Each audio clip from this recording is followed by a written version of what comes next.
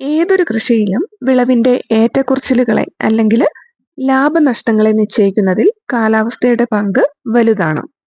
കൂൺ കൃഷിയിൽ പ്രധാനപ്പെട്ട ഒരു ഘടകമാണ് കാലാവസ്ഥയെന്നും കൂൺ കൃഷിക്ക് അനുയോജ്യമായ കാലാവസ്ഥ 365 ദിവസവും സൃഷ്ടിക്കലാണ് ഹൈടെക് ഫാമുകളുടെ ലക്ഷ്യമെന്നും പല വീഡിയോകളിലും ക്ലാസുകളിലും സ്ഥിരമായി കേൾക്കുന്ന ഒന്നാണ്.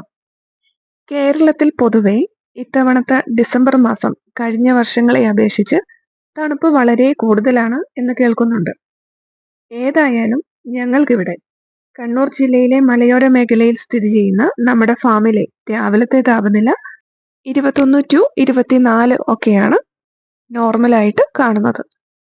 കൃത്രിമമായി ഉണ്ടാക്കുന്ന കാലാവസ്ഥയെ പോലെ തന്നെ നാച്ചുറൽ ക്ലൈമറ്റ് കൂണിന്റെ വിളവിനെ എങ്ങനെ സ്വാധീനിക്കുന്നു എന്ന് കൂടുതലായി മനസ്സിലാക്കി തന്ന ഒരു മാസമാണ് ഈ ഡിസംബർ. ദിവസവും 7-8 കിലോ കൂൺ ഉൽപാദനം എന്ന രീതിയിൽ ക്രമീകരിച്ച ഞങ്ങളുടെ കൂൺ കൃഷിയുടെ വിളവ് പല ദിവസങ്ങളിലും 15 കിലോ മുകളിലായിരുന്നു കഴിഞ്ഞ 3 ആഴ്ചകളിലായി. എല്ലാ ദിവസങ്ങളിലും ചെയ്യുന്ന പോലെ കൂൺവെട്ടുകളുടെ എണ്ണം ഒരുപോലെയായിട്ടും വിളവിൽ ഇത്ര വ്യത്യാസം വരാൻ കാരണം ഇപ്പോഴത്തെ കാലാവസ്ഥയും അതുപോലെ തന്നെ നമ്മൾ തിരഞ്ഞെടുത്ത വിത്ത് ഇപ്പോഴത്തെ കാലാവസ്ഥയ്ക്ക് ഏറ്റവും അനുയോജ്യമായതും ആയതുകൊണ്ടാണ്. ഓരോ ഇനം കൂണിന്റെ വിളവിനെയും കാലാവസ്ഥ സ്വാധീനിക്കുന്നത് വ്യത്യസ്ത രീതിയിലാണ്. പാൽക്കൂണിന് ചൂടുള്ള കാലാവസ്ഥ വേണം. അതുപോലെ CO2 വേണ്ടത് തണുത്ത കാലാവസ്ഥയാണ്. നമ്മൾ എപ്പോഴും ചെയ്യുന്ന ചിപ്പിക്കൂൺ അഥവാ ഓയിസ്റ്റർ മഷ്റൂമിനും വേണ്ടത് തണുത്ത കാലാവസ്ഥയാണ്. ഈ ചിപ്പിക്കൂൺ വിഭാഗത്തിൽ തന്നെ ഗ്രേ ഓയിസ്റ്ററും അതുപോലെ പിങ്ക് ഓയിസ്റ്ററും തണുത്ത കാലാവസ്ഥയിൽ കൂടുതൽ വേഗത്തിൽ വളരുകയും അതുപോലെ തന്നെ കൂടുതൽ വിളവ് തരികയും ചെയ്യുന്ന ഇനങ്ങളാണ്. ഗ്രേ ഓയിസ്റ്റർ മഷ്റൂം അതിന്റെ അനുയോജ്യ കാലാവസ്ഥയിൽ കൂടുതൽ വിളവ് ഉൽപ്പാദിപ്പിക്കുമെന്നത് പറഞ്ഞു കേട്ടിട്ടുണ്ടെങ്കിലും ഇത്തവണ അത് ഞങ്ങളുടെ ഫാമിൽ നേരിട്ട് അനുഭവിച്ച ഒന്നാണ്. കാലാവസ്ഥയ്ക്ക് അനുയോജ്യമായ രീതിയിലുള്ള ഒരു വിത്തിന്റെ തിരഞ്ഞെടുപ്പായിരുന്നില്ല ഇവിടെ ഗ്രേ ഓയിസ്റ്റർ മഷ്റൂം കൃഷിയും കൊണ്ട് ഉദ്ദേശിച്ചത്. ഗ്രേ ഓയിസ്റ്റർ കൂണിന് രുചി കൂടുതലാണെങ്കിൽ കൂടി അത് വിറ്റഴിക്കാൻ കുറച്ച് പ്രയാസമാണ് എന്ന കേട്ടറിവ് സത്യമാണോ എന്ന് നോക്കലായിരുന്നു ഗ്രേ ഓയിസ്റ്റർ മഷ്റൂം കൃഷിയും കൊണ്ട് ഉദ്ദേശിച്ചത്.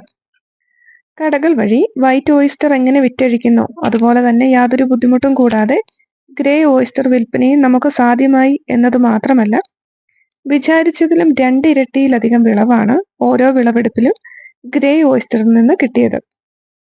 ഈ അധിക വിളവിന്റെ കാരണം തപ്പിച്ചെന്നപ്പോഴാണ് നമ്മുടെ ഡിസംബറിന് ഏറ്റവും അനുയോജ്യമായത് ഗ്രേ ഓയിസ്റ്റർ ആണ് എന്ന് മനസ്സിലാക്കാൻ പറ്റിയത്. പല വീഡിയോകളിലും പറഞ്ഞിട്ടുണ്ട് 20 കിലോയോളം കൂണ് ദിവസവും ഉൽപ്പാദിപ്പിക്കാൻ കപ്പാസിറ്റിയുള്ള ഫാമുകളാണ് ഞങ്ങൾക്കിവിടെ ഉള്ളത്. പക്ഷെ ഇതൊരു മലയോര പ്രദേശമാണ്. ഇവിടെ മാക്സിമം ചിലവഴിക്കാൻ പറ്റുന്നത് ഒരു 7-8 കിലോയാണ്. ആ ഒരു കണക്കുകൂട്ടലുകളെയൊക്കെ തകിടം മറിച്ചുകൊണ്ടുള്ള ഒരു വിളവായിരുന്നു ഡിസംബർ മാസത്തെ കൂൺ കൃഷിയിൽ നിന്ന് ഞങ്ങൾക്ക് ലഭിച്ചത്. പ്രതീക്ഷിച്ചതിലും വളരെയധികം വിളവ് ഡിസംബർ മാസത്തിൽ ലഭിക്കുകയുണ്ടായി. നമ്മുടെ സ്ഥിരമായുള്ള മാർക്കറ്റിൽ വിറ്റഴിക്കാൻ പറ്റുന്നതിൽ കൂടുതൽ ഉൽപാദനം ഉണ്ടാവുക എന്നത് സാധാരണഗതിയിൽ ഗുണത്തെക്കാളേറെ ദോഷമാണ് ഉണ്ടാകാറ്. എന്നാൽ ക്രിസ്മസിനോടനുബന്ധിച്ചുള്ള നോമ്പുകാലമായതിനാൽ എല്ലാ മാസത്തേക്കാളും കൂടുതൽ കൂണിന്റെ വിൽപ്പന സാധ്യമായത് ഒരു തടസ്സം കൂടാതെ ഉണ്ടാകുന്ന കൂണുകൾ വിറ്റഴിക്കുന്നതിൽ ഒരു അനുകൂല ഘടകമായി മാറി.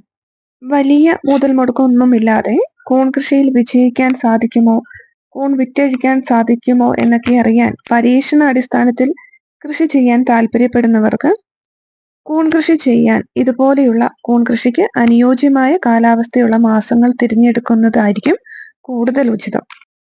മറ്റ് കൂൺ കൃഷികളെ അപേക്ഷിച്ച് കുറഞ്ഞ ചിലവിൽ കൂടുതൽ ലാഭം നൽകുന്ന ഒന്നായി ചിപ്പിക്കൂൺ കൃഷിയെ കാണാവുന്നതാണ്.